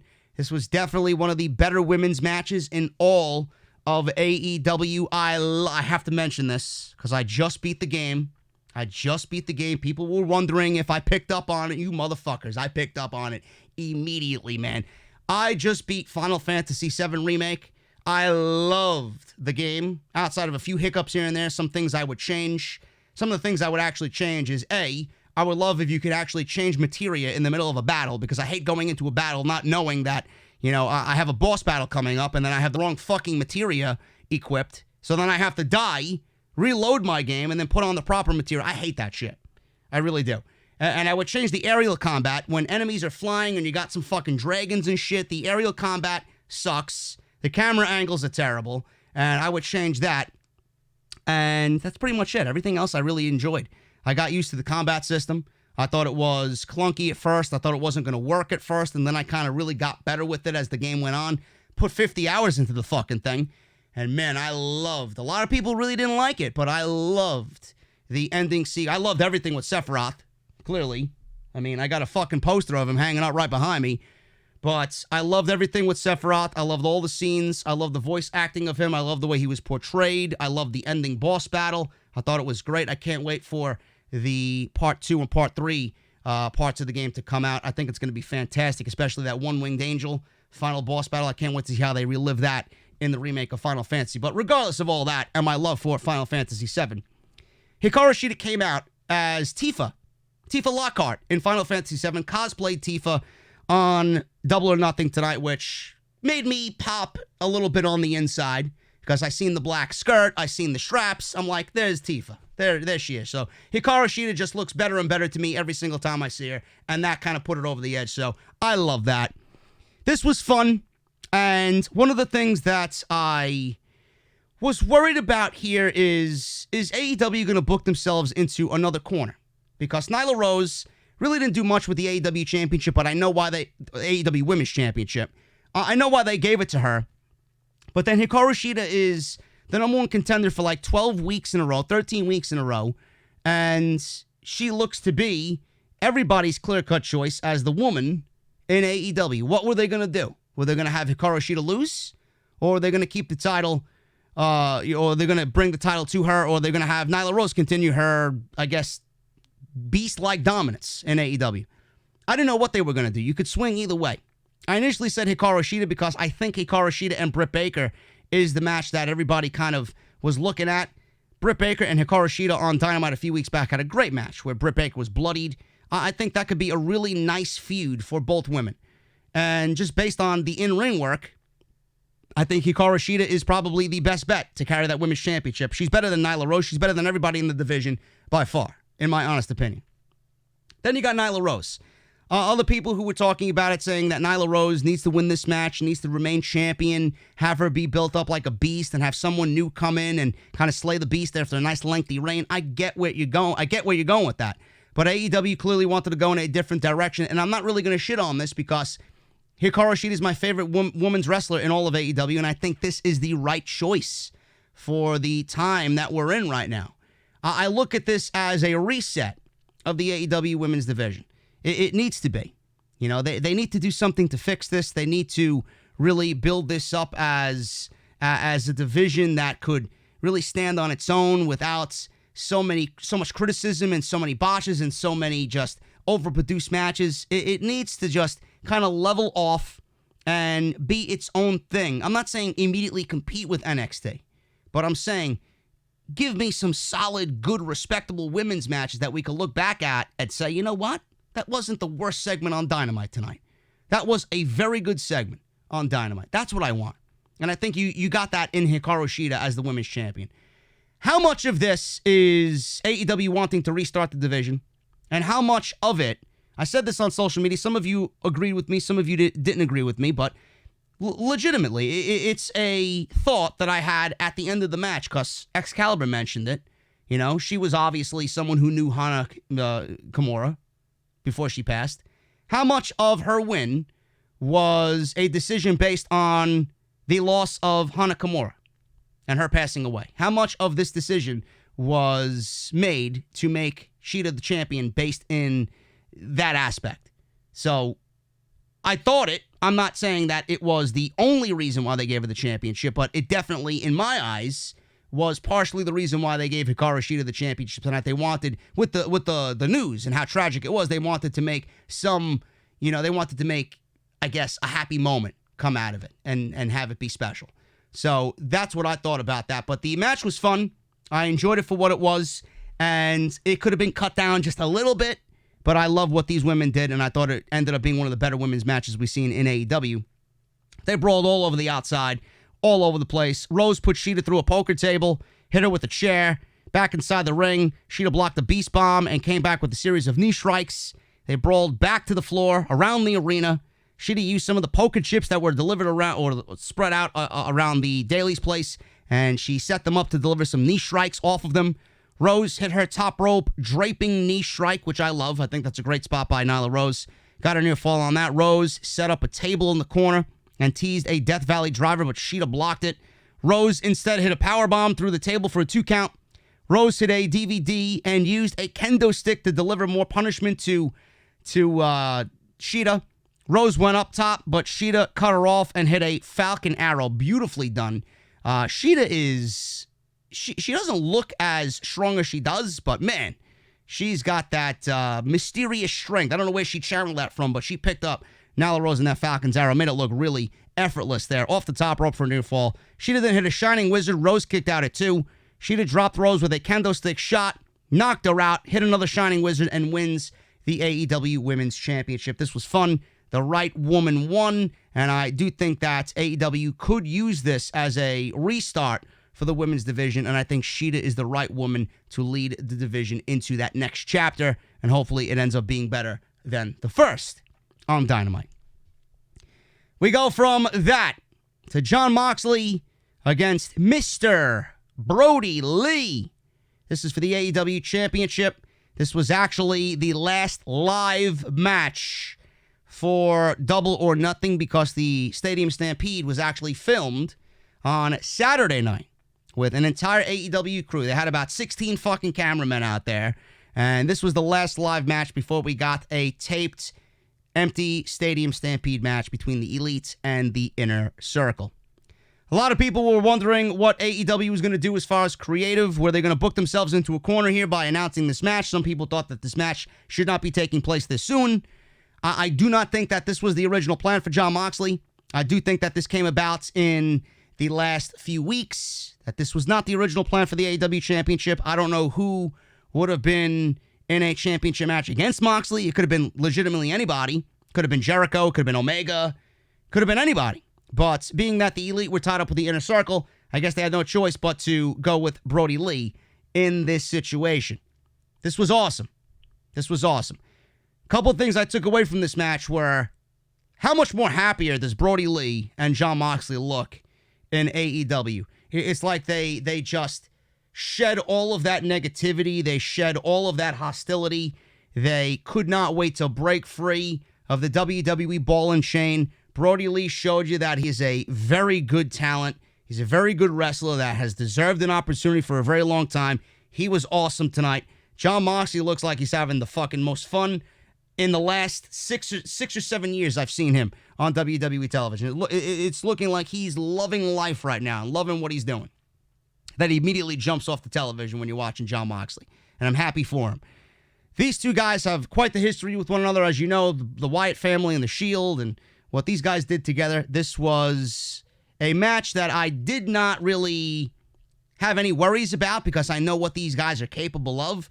I was just worried mostly about the creative decision. And AEW, as always, you got to put faith in AEW. They made a right creative decision here. They booked this match very well, and the ending decision really was the right one. Moxley needed to retain. There's no way that you're going to give Moxley a short title reign and give it to Brodie Lee. Brodie Lee really hasn't done anything. He hasn't won over anybody substantial. Yeah, he was in the top contention in the rankings, but who did he beat? And why was he getting a title shot over everybody else? Because everybody else was tied up doing something else. They had nobody else but Brodie Lee. So you weren't going to give him a championship because of everybody else being tied up and that he's the only guy available for a title match, because that would not be fair to Jon Moxley. But AEW, they booked this match perfectly, and I'm happy that they made the decision that they did tonight. This was a fucking brawl. What do they say? A big hoss fight? This was every inch, every match that you've seen in that kind of vein, that big hoss fight, man. This was that. This was two fucking guys, barroom brawlers, who legitimately beat the shit out of one another. This was great. Lee, back and forth with Moxley, brawling. Lee missed a high kick in the corner, fell to the floor. Moxley hit his tope suicida. Lee wiped out through a piece of the barricade on the outside. Lee came back with a suplex on the floor. Then he hit a series of chancery suplexes in the ring. Lee then hit his own tope suicida, which is a scary sight coming at you. Lee suplexed Moxley on a piece of the barricade. The fight returned to the ring where they traded strikes. Moxley hit a lariat and a pile driver for a near fall. They went back outside Moxley, set up the ring steps. Moxley then tried to I believe he tried to put Lee through something. Tried to put him through a table or a barricade. But Moxley hit a backdrop on Lee off the steps through the timekeeper's area. And then they went back inside for a superplex to Moxley. Lee superplex Moxley. They went back to the floor, back and forth in the ring on the outside. They went back to the floor where Lee whipped Moxley through some of the playing cards. There was playing cards on the stage that were made of cardboard. He went through that, did Moxley. Back inside, Lee teased a powerbomb. Moxley blocked. Lee hit his trademark big boots, which they said was very reminiscent of Bruiser Brodie. And then he hit a sit-out powerbomb, which looked beautiful for a 2 count. Brawled up to the top of the stage. Moxley used a poker chip as a weapon. When it hit the floor, it sounded very heavy, so I'm sure that sucked. They brawled on the ramp. Moxley hit a double arm DDT through the ramp. This was a very dangerous spot. And I mean fucking dangerous, man. This could have been an absolute catastrophe if Moxley's head was just this much more closer to the actual edge of the ring. So they were on the stage. Moxley hit a double arm. He hit the paradigm shift on Brodie Lee. Through the ramp. They legitimately went through the ramp like Bam Bam Bigelow and Taz at Barely Legal. They went right through the fucking ramp. This was a great spot, but damn fucking scary when Moxley went through the ramp. Moxley protected Lee's head, but man, oh man, the way he fell back, there was another wooden portion of this stage, and then there was the ring. If Moxley was just a cunt hair closer, man, he would have been dead. He legitimately would have been dead. The back of his head would have hit a wooden beam, and he would have been fucking dead. We wouldn't be talking about Jon Moxley retaining the fucking title anymore. But they fell through the stage, and Lee was in the stage. Moxley climbed out first, and then Brodie Lee climbs out. He's got blood dripping down his head. So they're back in the ring. Moxley had a paradigm shift, but Lee kicked out at 1. So if you guys are wondering, you know, what happened there, I mean, how could Brodie Lee be buried, or how could Brodie Lee look bad to you guys? He fell through the fucking stage. He's busted open. He's bleeding from his forehead. Moxley gave him a paradigm shift. He kicks out at 1. What the fuck else do you want from this guy? Moxley hit a second paradigm shift. Lee kicked out at 2. So he kicked out of 2 of Moxley's finishers. And then the finish came. You got Moxley fucking biting this guy. He's legitimately biting his bloody head, which I don't even know if it is a safe practice with the world we're living in right now. Elbowing him. Things and physicality got ramped up to a fucking 11 after the spot through the stage. So we got Moxley doing a bulldog choke, transitioned into a rear naked choke. Lee passed out, and the referee called for the match to stop. He didn't tap out. He didn't get pinned. He passed out because he went through the stage and he was busted open. And he passed out due to blood loss and due to the submission that Moxley had applied on Brodie Lee. That was it. That was it. This was perfect for the ending of this world title match. And Brodie Lee was protected. Moxley gets the retaining of the title. He wins the match. He's still the AEW champion. We move on. We can build Moxley and MJF now going into All Out. Brodie Lee's protected. He hasn't suffered a pinfall. He has a loss, but there's nothing to be ashamed about when you go through a fucking stage, end up bleeding, and then end up passing out due to blood loss because of a Moxley submission. There's no being upset about that. So calm down about AEW making terrible creative decisions here, folks. Moxley needed to win.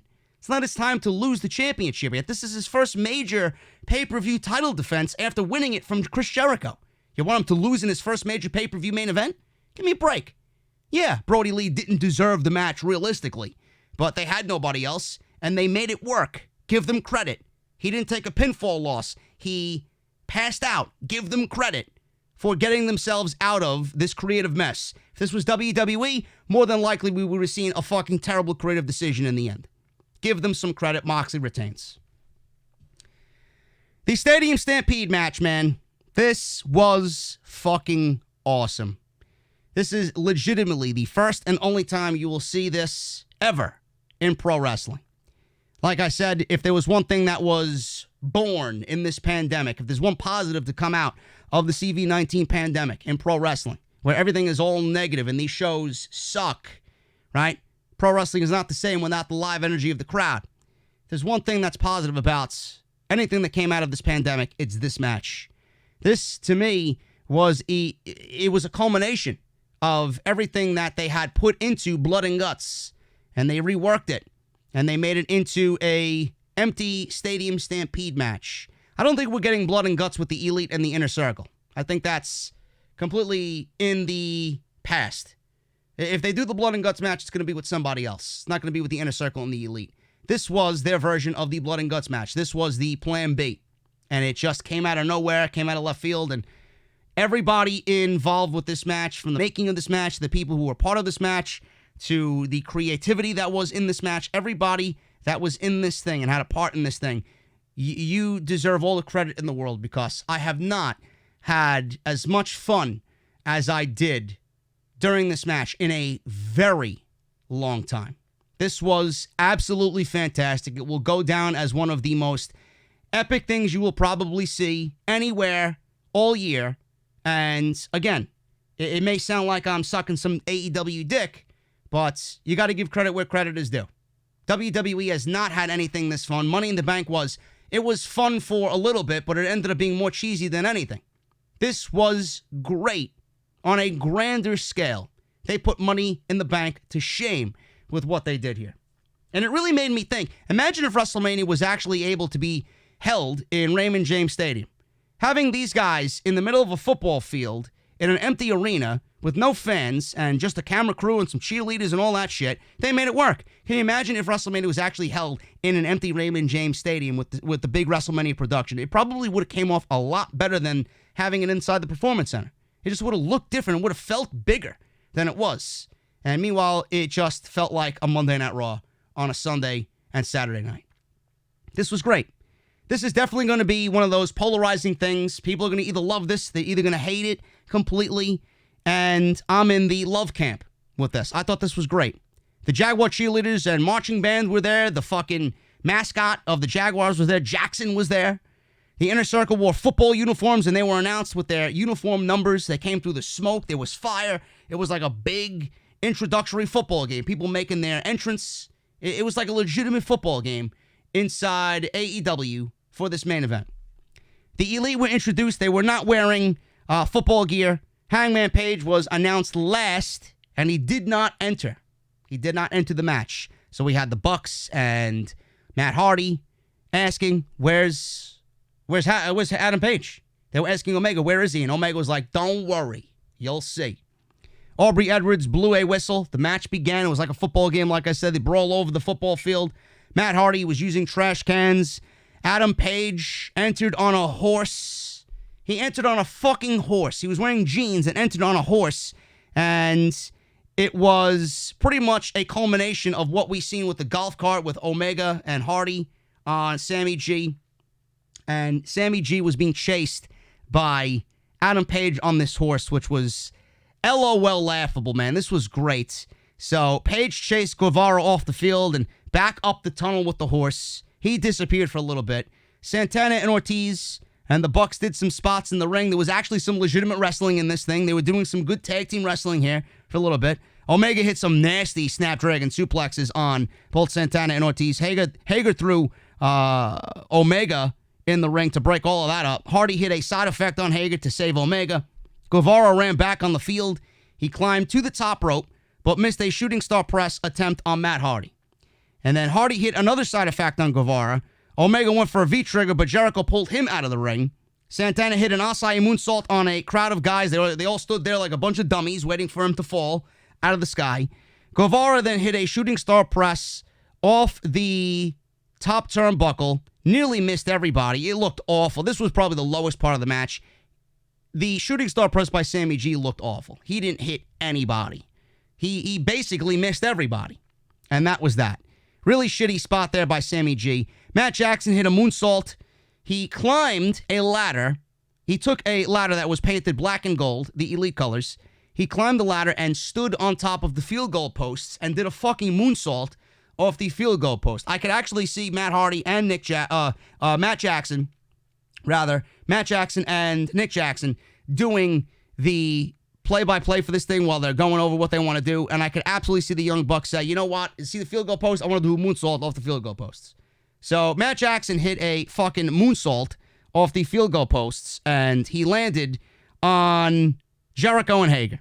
Omega and Hardy brawled in the stands with Santana and Ortiz. This was one of my favorite parts of the match. They used traffic cones as weapons. Page then, they cut away to Page. He was riding through the stadium tunnels on horseback, looking for Sammy G. He eventually gave up looking for Sammy G, and then he went off to find the stadium bar. He left the horse all by himself. He was telling the horse to stay put, and then he went to the stadium bar. Santana and Ortiz used loaded socks on Matt Hardy. We got Omega then using the loaded socks on Santana and Ortiz. Ortiz then threw salt in Omega's eyes. I thought it was sand, but it was actually salt because they went into one of the concession stands and took a bottle of salt and threw it in Omega's eyes. Santana and Ortiz hit a gut buster on Omega through a barricade that was set up through 2 tables. He landed on the concrete. That looked brutal. Santana and Ortiz hit a tandem powerbomb on Omega through the barricade. And Santana and Ortiz then threw Hardy. I didn't even know there was a fucking pool in the stadium. They threw Matt Hardy into one of the stadium's swimming pools that was only 3 feet deep. This was like in center field. It would be like if it was similar to center field, right? So we got the stadium swimming pool, 3 feet deep. They dunked Matt Hardy into the pool. They started drowning him, and he emerged from the water as classic Matt Hardy. And then they dunked him again, and he emerged as Matt Hardy version 1. And then they had a little sidebar, and they had like a video game layout on the screen, and they had all the choices of which Matt Hardy was going to show up next. It was fucking great. The Matt Facts is what they called it. They dunked him again. He came back as Broken Matt. This was fucking hilarious, man. This was so great. Hardy hit Ortiz with the stadium bell. There was a big Freedom Bell or Liberty Bell-like bell in the stadium. Hardy hit Ortiz with the stadium bell, and then he duct taped Ortiz to a chair of wheels, and then Hardy stuffed Santana in a freezer and I guess locked the freezer shut with a broomstick. So Matt Hardy was the MVP of this match up until this point, man. This was absolutely fantastic stuff by Matt Hardy. Hager then encountered Page's horse in the tunnel because he's looking for something to do here. So he sees the horse and he's like, Page has got to be around here somewhere. So then he sees the sign to the bar. Hager then goes and sits next to Page in the bar. And Page actually pours him a shot of Jack Daniels. And then Page says to Hager, are you going to drink or did you come here to fight? And then they share a drink and then they start brawling, man. This was an epic ballroom brawl by Hager and Page. Hager hit a gut-wrench powerbomb through a table in the bar for a near fall.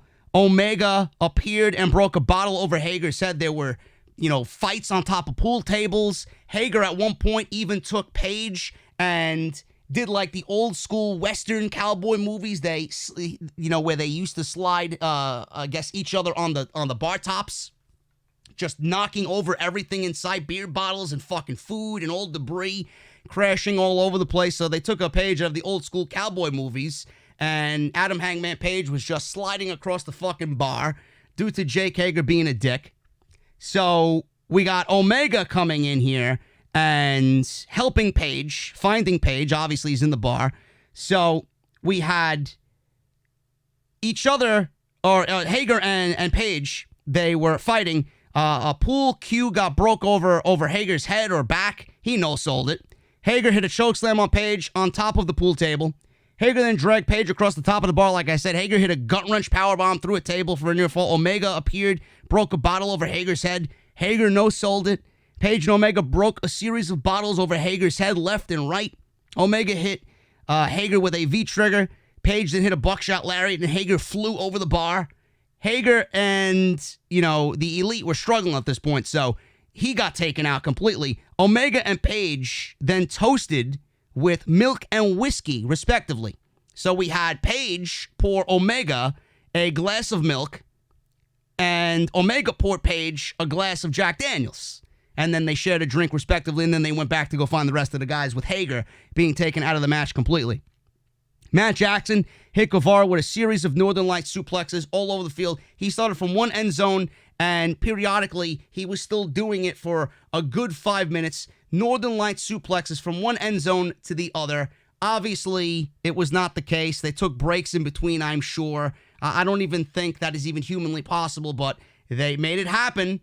The taped match made it happen. So we had Matt Jackson hit Sammy with a series of Northern Light suplexes across the field, 100 yards of Northern Light suplexes.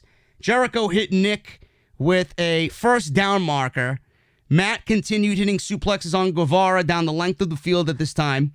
Nick threw footballs at Jericho. Jericho sent Nick into the mouth of a Jaguar. I guess it was like a blown up fucking version of the Jaguar head just standing on the field. So he got thrown into that. Jericho hit the Jaguars mascot who got involved here.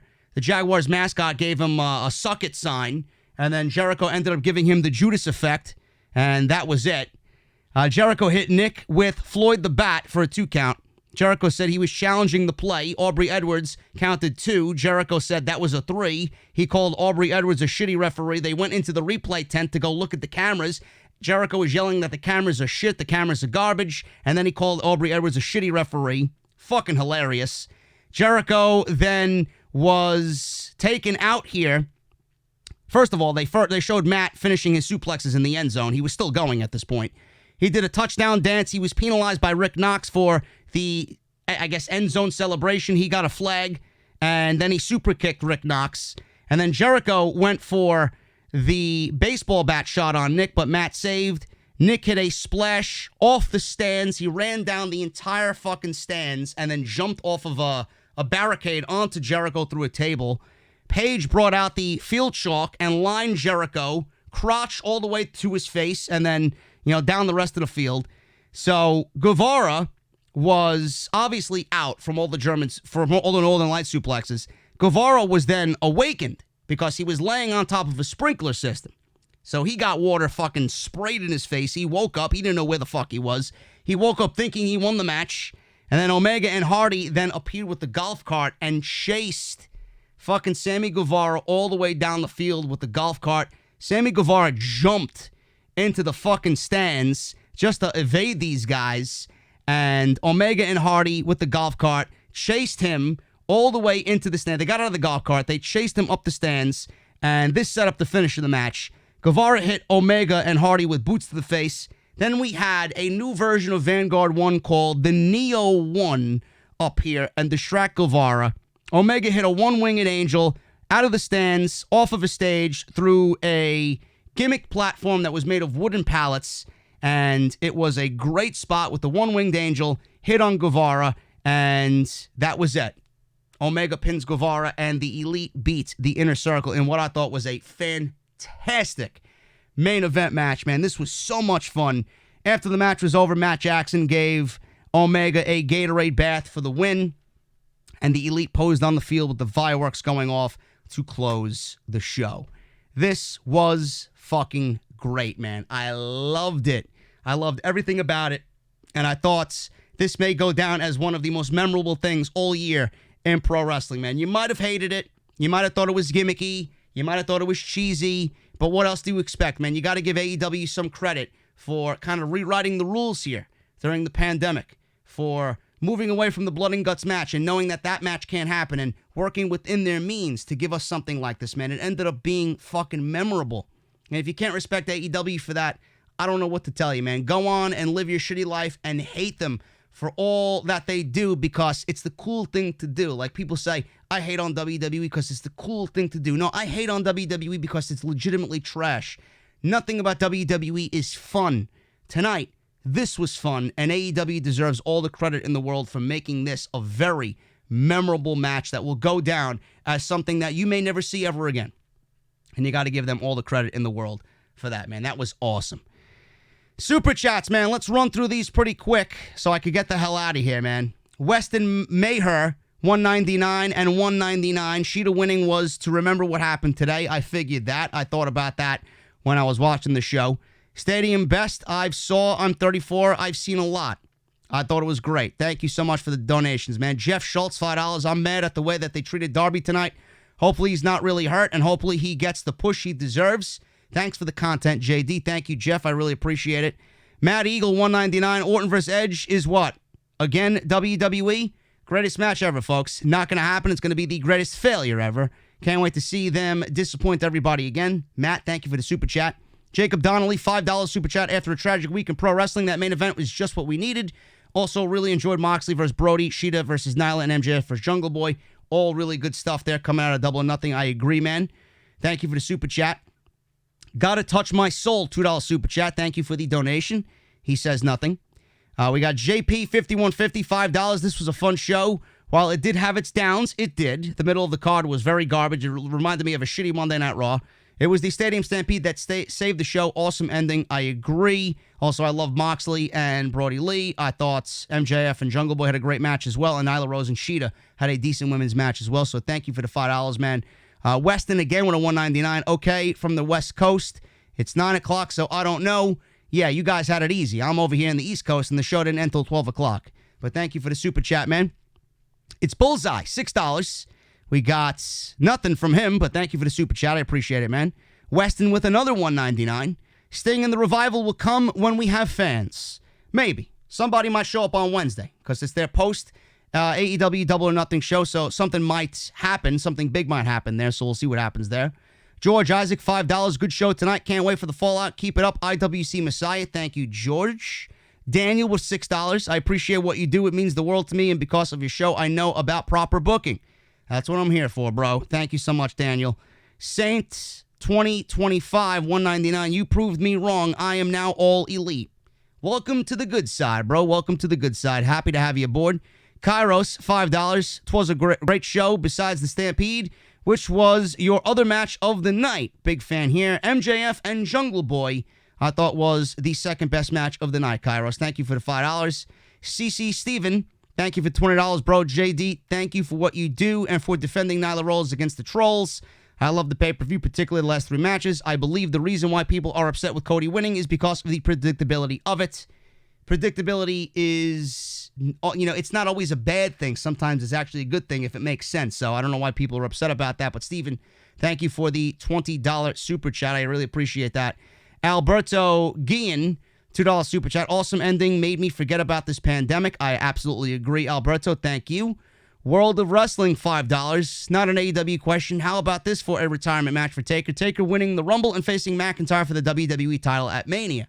I think that is something that McIntyre has wanted, so that's a very interesting take, man. We could see it.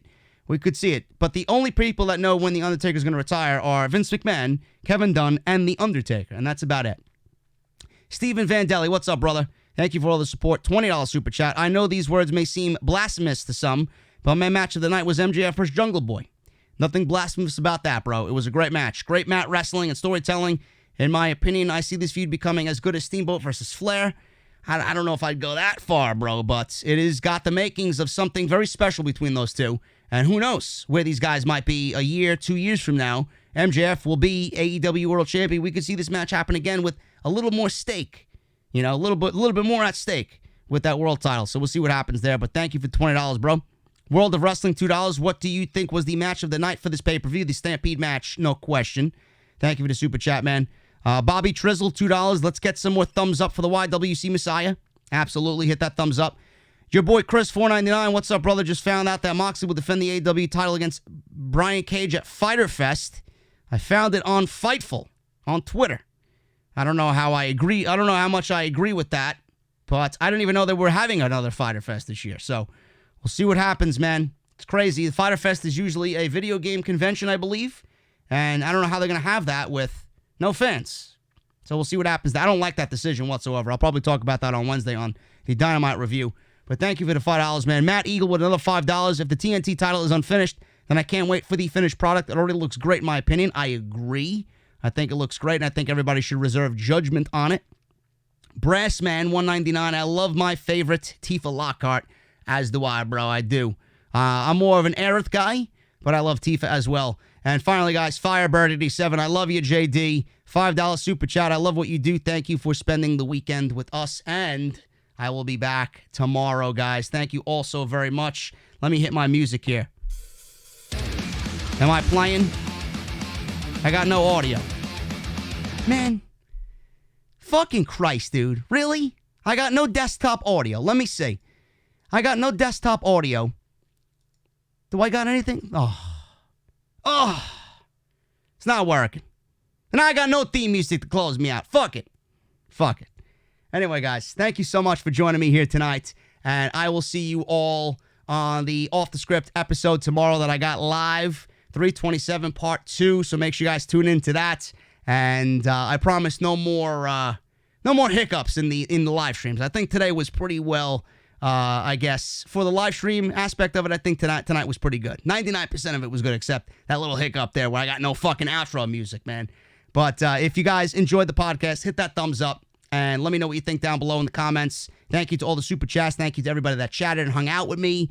There were a ton of guys in the community that were live tonight for this show, and I want to thank you for spending your time with me tonight.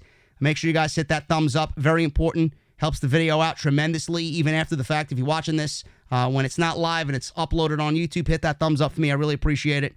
Follow me on Twitter at JD206. That is on Twitter and Instagram. And Patreon, as always, patreon.com/JD206. Audible, audibletrial.com/offthescript. And if you missed any of my content this week, links are down below in the description of this very video. Guys, I am getting out of here. Have a good night.